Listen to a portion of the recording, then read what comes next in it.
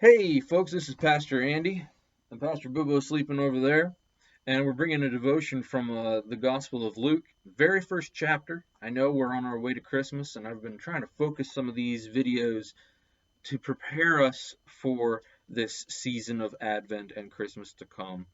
And there are several passages that I'm not really going to be able to hit on as strongly this year in my preaching. So I thought this is a great place to kind of highlight some of those passages. And one of those is this lovely, lovely little tidbit story where Mary, mother of Jesus, right?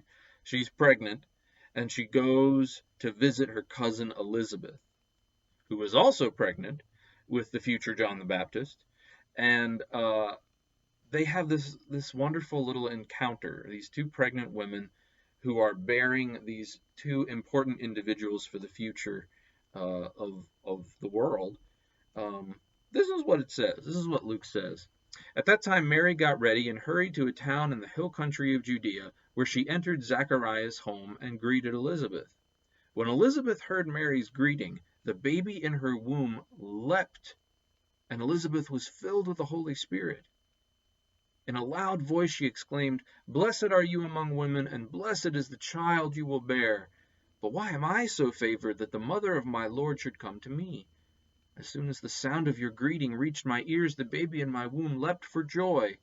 Blessed is she who has believed that the Lord would fulfill his promises to her." And after that, Mary goes on to sing a song, a very famous song called the Magnificat that you can look up yourself. One thing I love about this is we have these. So these are two women, right? Early on in the New Testament, early on in the story of Jesus, Christianity, the church, these two women, pregnant women, are featured front and center, right? This is their story as much as it is anyone else's. And we actually get to enter into their lives, their feelings, their relationships. And I find so much hope and life in that. Mary, of course, is very young, probably a teenager, unmarried. Elizabeth has been married a long time. She is very old, right? Very different places in life. And yet they come together around the joy of new life in both of their lives, aware that somehow God is doing something real special and they are blessed to bear that joyful new life into the world. They honor one another, right? And over the next few devotions, we might look at this even closer, but I'm reminded of the ways that the New Testament and the Old Testament, right? The stories and writings and poetry and prophets of the Jewish scriptures and the stories of Jesus and the early church in the New Testament complement each other, right? And most of our Bibles are both of these together. I wonder somehow if Mary and Elizabeth represent these two traditions, right? The old and the young, the former and the latter.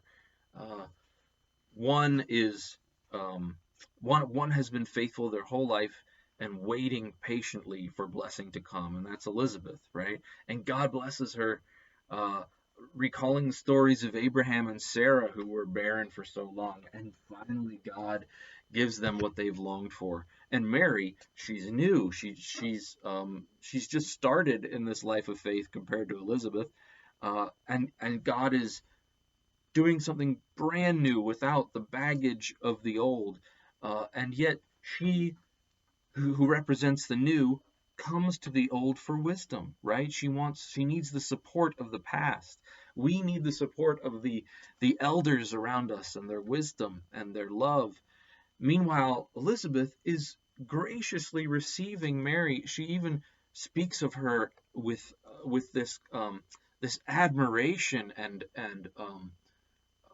an almost royal favor. Who am I that the mother of my Lord should come to me, right? And this is an elderly woman talking to a teenager, right? But they come together. different ages, different experiences, to celebrate what God is doing.